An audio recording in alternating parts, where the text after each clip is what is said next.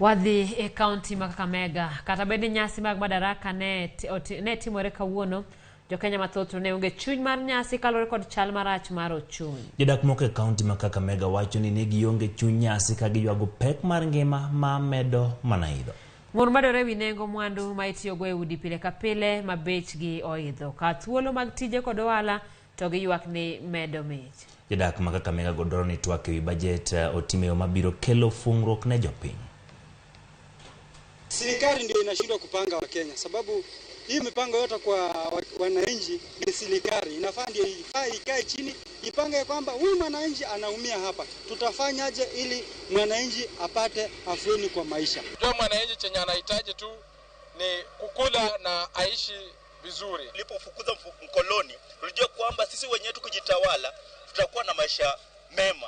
Lakini wenyewe wamechukua nchi wameiteka na sisi wenyewe tumekuwa kama wakimbizi kwa nchi yetu. Hatuna ile uhuru ambayo tunajivunia. Ujue Raila Odinga na Uhuru Kenyatta walikuwa wameshikilia hii nchi na walikuwa na wale marafiki ambao walikuwa wanafanya hii nchi inasonga mbele. Miaka ambazo zimepita tulikuwa tunajivunia kama wa Kenya, maana maisha haikuwa nzito hivyo.